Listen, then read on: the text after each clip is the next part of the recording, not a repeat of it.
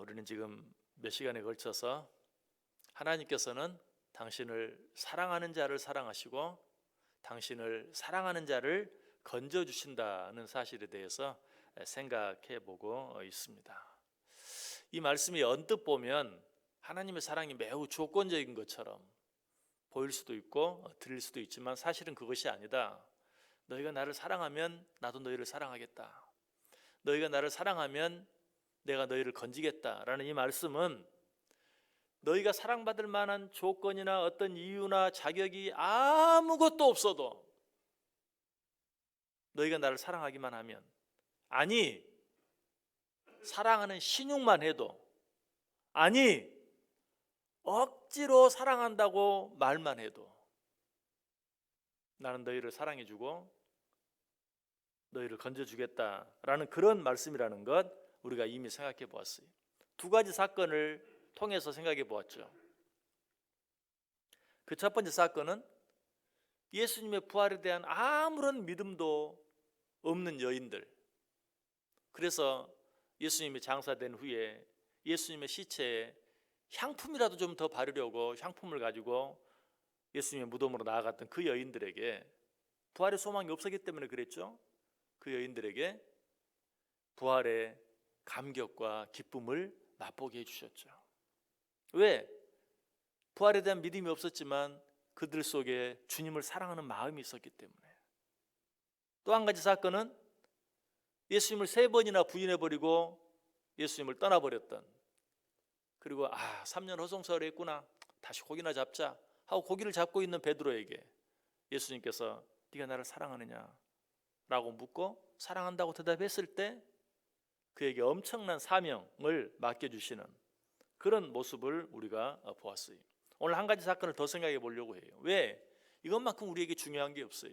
우리의 믿음이 얼마나 부족한지 몰라요. 조그만 문제만 생기면 의심하기를 좋아해요. 그런 우리들이 하나님의 사랑을 받을 수 있다는 그 사실을 확인하기 위해서 또 한 가지 사건을 생각해 보려고 하는데, 그건 어떤 사건인가? 베다니에 사는 마르다와 마리아에게 일어난 사건이에요.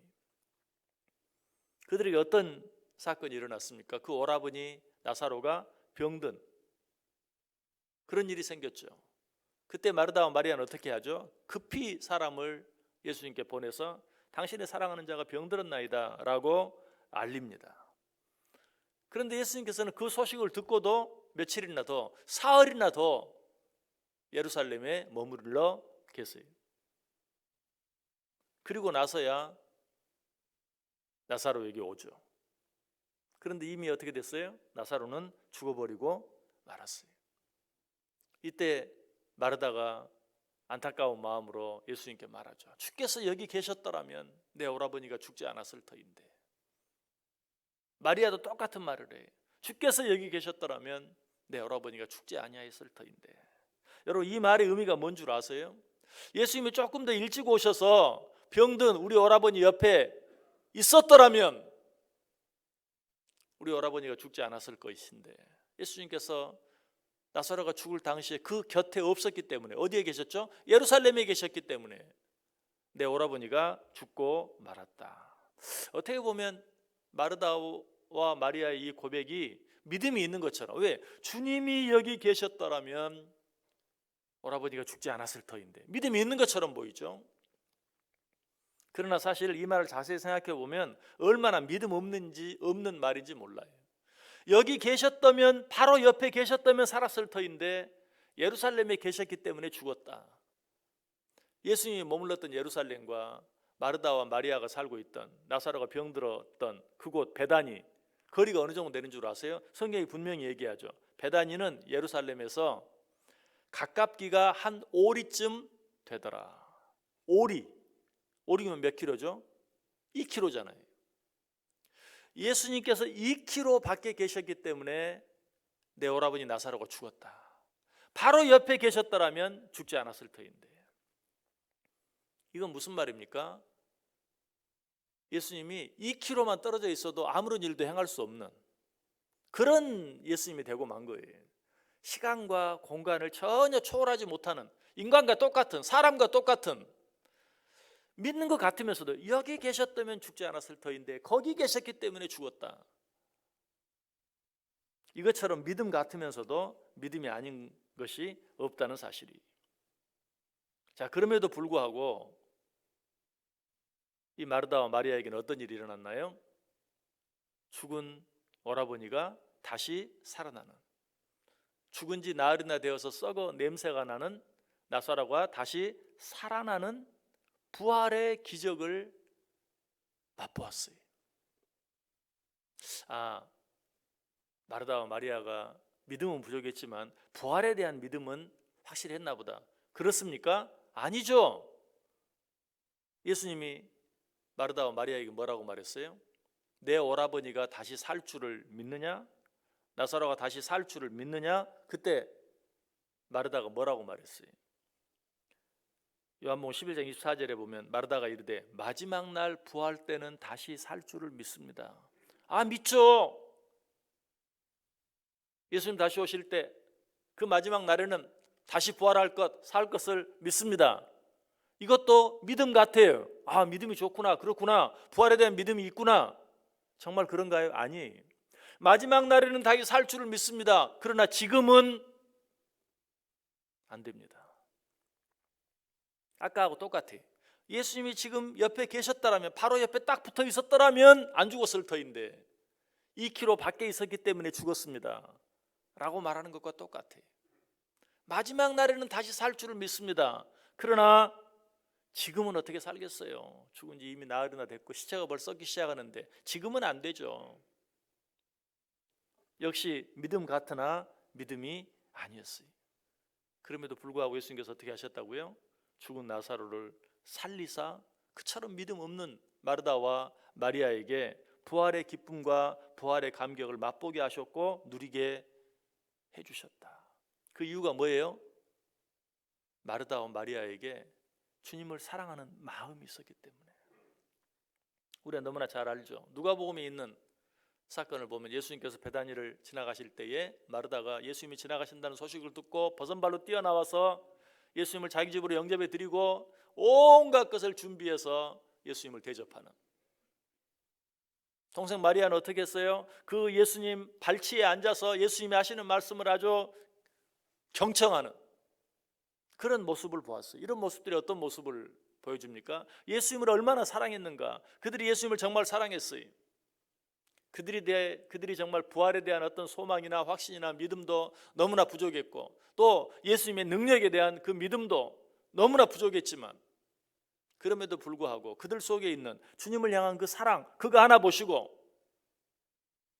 예수님께서는 그들에게 죽은 오라버니가 죽은 지 나흘이 되어 썩어 시체가 썩는 그런 상황 가운데서 무덤문이 열려지고 그가 걸어 나와서 몸을 감쌌던 쇠화포를 스스로 벗고 다시 살아나는 그런 기적을 보여주셨다는 것이 무엇 때문에? 주님을 향한 사랑 때문에. 여러분 다시 한번 내가 주님을 얼마나 사랑하고 있는지 한번 생각해 보세요. 내 믿음이 비록 너무나 부족하다 할지라도 사실 우리의 믿음이 얼마나 부족합니까? 오늘 마르다와 마리아와 똑같아. 전능하신 하나님은 믿으면서도 지금 내 앞에 놓여있는 조그만 문제는 하나님이 해결해 주시지 못할 걸로 생각해요. 천지를 창조하신 하나님은 믿는다고 하면서 지금 내 앞에 있는 문제 때문에 이 문제까지 어떻게 그러면서 염려하고 걱정하고 전전긍긍하는 마르다와 마리아의 모습이 꼭 그러했어요. 우리의 모습이 꼭 그러해요. 금방 믿는 것 같다가도 조그만 문제만 있으면 실망하고 낙심하고 원망하고 불평하고 의심하고 이것이 우리의 믿음이에요. 그러나 실망하지 마세요. 그럼에도 불구하고 우리가 주님을 사랑하기만 하면 주님을 사랑하는 마음이 우리 속에 있기만 하면 아니 주님을 사랑하려는 노력 그 노력이 눈꼽만큼만 있어도 아니 비록 입으로만이라도 베드로가 사실 그랬어요. 정말 주님을 사랑한다고 말한 게 아니고 자꾸 물으니까 네가 나를 사랑하느냐? 사랑합니다. 네가 나를 사랑하느냐? 사랑한다니까요. 네가 나를 사랑하느냐? 주님 아시잖아요. 간신히 할 수 없이 그럼에도 불구하고 그를 사랑해 주시고 그에게 엄청난 사명을 맡겨주신 것처럼 우리에게 눈꽃만한 사랑만 있다면, 아니 사랑하려는 노력만 있다면, 아니 입술로라도 형식적으로라도 내가 주를 사랑합니다 라고 고백하기만 한다면, 오늘 우리 가운데 어떤 일이 있든지 어떤 문제가 있든지 그 일을 통해서 하나님이 나의 하나님 되시고 하나님이 나를 사랑하시고 하나님이 나를 건져주신다는 사실을 우리에게 보여주신다. 여러분, 이 하루 하나님 사랑하세요. 하나님 사랑하려고 노력하세요. 그리고 하나님을 사랑한다고 여러분의 입술로 고백해 보세요. 지난 시간에 분명히 말씀드렸어요. 사람과 사람 사이도 억지로 하는 말인 줄 알아도, 입에 발린 말인 줄 알아도 내가 너 사랑해, 내가 당신 사랑해 라고 말하면 마음이 풀어지고 녹아진다고 그랬어요. 하물며 우리 하나님께서 내가 정말 너무나 부족한 사랑이라 할지라도 하나님을 사랑한다고 고백하고 사랑한다고 노력하면 나를 사랑해 주시지 않겠는가, 나를 건져주시지 않겠는가.